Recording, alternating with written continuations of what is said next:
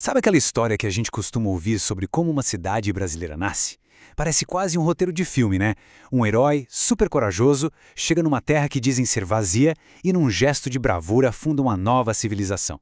Mas e se essa não for a história inteira? E se debaixo do asfalto dos prédios existirem outras camadas, outras memórias e, principalmente, outros personagens? Pois é exatamente isso que a gente vai fazer aqui. Vamos escavar as histórias ocultas de Campo Grande.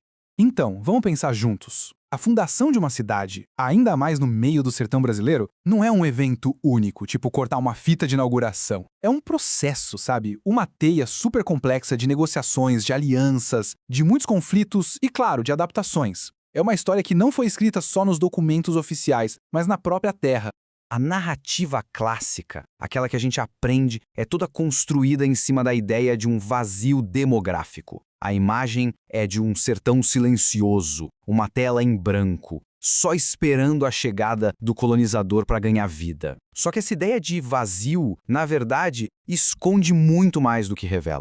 A verdade é que esse território não estava nem um pouco vazio. Ele pulsava com séculos de história. Já existiam trilhas indígenas, memórias de povos que viveram ali, cicatrizes da Guerra do Paraguai. A cidade não foi construída do zero. Ela foi erguida sobre o que a gente chama de palimpsesto. É como um pergaminho antigo, sabe? Onde o texto original é raspado para escrever um novo por cima. Mas os traços do antigo nunca somem de verdade.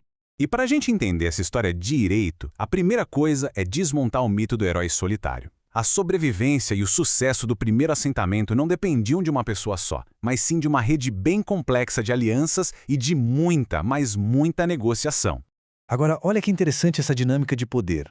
De um lado está o José Antônio Pereira, a figura celebrada, o nome que está nos livros de história. Do outro, Manuel Olivério. O ponto-chave é, quando Pereira chegou para valer em 1875, Olivério já estava lá. E ele não foi expulso. Muito pelo contrário, Pereira propôs uma parceria, dividindo terras, unindo as famílias com casamentos. Ou seja, a fundação já começou como um ato diplomático, uma negociação, e não uma conquista individual. E essa diplomacia toda não era só entre os colonos mineiros, não. A própria viabilidade do arraial dependia, de forma visceral, da interação com as nações indígenas que já dominavam essa paisagem há séculos. Eles não eram coadjuvantes nessa história, eram atores centrais. Dê uma olhada nesta tabela. A relação com o povo terena foi basicamente o pilar que sustentou o arraial, tanto na economia quanto na segurança. Eles não eram só mão de obra, eram parceiros estratégicos que trouxeram tecnologia, conhecimento do terreno e ainda formavam uma barreira de proteção contra outros grupos. Em troca, claro, garantiam a própria sobrevivência e conseguiam acesso a novas ferramentas. Era uma relação de simbiose, complexa e desigual sim, mas absolutamente fundamental. Agora vamos entrar no dia a dia para ver como essa mistura toda acontecia na prática. A vida na fronteira exigia uma fusão de conhecimentos. E isso acabou criando uma cultura única, uma cultura mestiça, que ia desde a casa onde se morava até a comida que ia para a mesa. O colonizador que chegou de Minas Gerais percebeu bem rápido que a bagagem cultural e tecnológica que ele trazia não ia ser suficiente. Para construir um abrigo, para se alimentar, para se localizar, ele precisou olhar em volta e aprender com quem já estava lá há muito mais tempo. E olha só que exemplo brilhante disso. A casa do colono era em si um objeto mestiço. A estrutura de madeira podia até seguir uma lógica mais colonial, mas o telhado, o telhado que respirava e protegia do calor intenso, era pura tecnologia indígena. E as paredes de pau a pique, que regulavam a temperatura, eram a solução perfeita para o clima da região. A casa era o primeiro grande símbolo dessa fusão. E essa mistura se espalhava para tudo. A mandioca, e não o trigo, virou a base da alimentação. A economia funcionava na base da troca, do escambo, com os indígenas fornecendo produtos da mata em troca de sal e ferramentas. E o tererê, que tem origem guarani, se tornou o grande símbolo social da região, perfeito para aquele calorão. Mas atenção, não dá pra gente romantizar essa história. Esse mundo híbrido não era um paraíso de paz e harmonia. Ele foi forjado sob a sombra de uma tensão constante, de um medo que moldava cada detalhe da vida.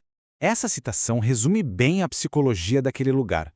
O medo não era só um sentimento, era um elemento que estruturava a sociedade, uma presença constante que ditava as regras da sobrevivência.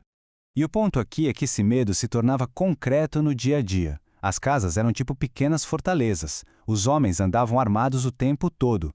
E qualquer conflito podia virar uma desculpa para organizar expedições punitivas, as chamadas bandeiras, o que acabava gerando mais e mais violência. A vida era uma existência entrincheirada. E a parte mais fascinante de tudo isso é que essa história profunda, com todas as suas camadas de aliança e de medo, não sumiu. Ela está impressa na geografia da Campo Grande de hoje em dia, ali, escondida bem debaixo do asfalto. Essa linha do tempo é simplesmente incrível. Ela mostra como a principal avenida da cidade, a Afonso Pena, não apareceu do nada. Ela segue o traçado de uma antiga estrada boiadeira, que por sua vez seguia a lógica de uma trilha indígena milenar. Os povos originários já tinham sacado que o melhor caminho era pelo espigão, o divisor de águas. O asfalto moderno só veio e pavimentou uma sabedoria ancestral. Aqui a gente vê o choque de dois mundos. De um lado, a Rua Velha, que nasceu de forma orgânica, acompanhando o relevo, a necessidade das pessoas. Do outro, o plano de 1909, que chegou impondo uma grade geométrica por cima de tudo. Foi o momento em que a cidade, de forma consciente, tentou apagar sua própria origem híbrida, sua origem rústica, em nome de um ideal de modernidade e ordem. E com isso a gente volta para a nossa ideia central, aquela metáfora poderosa que guiou toda essa análise, o palimpsesto. Como a gente viu, é como um texto escrito sobre outro, onde as marcas do original, das histórias mais antigas, nunca são totalmente apagadas. A história de Campo Grande nos mostra que toda a cidade é assim. Por baixo da ordem que a gente vê no presente, ainda pulsam as lógicas, os conflitos e as alianças do passado. As histórias que contamos sobre as nossas origens, muitas vezes, são só a camada mais recente de tinta. Isso tudo nos deixa com uma pergunta final. Quando a gente caminha pelas nossas próprias ruas e nossas cidades, que vozes que foram silenciadas, que caminhos que foram apagados e que histórias esquecidas nós estamos pisando? O que será que o chão debaixo dos nossos pés poderia nos contar se a gente soubesse como escutar?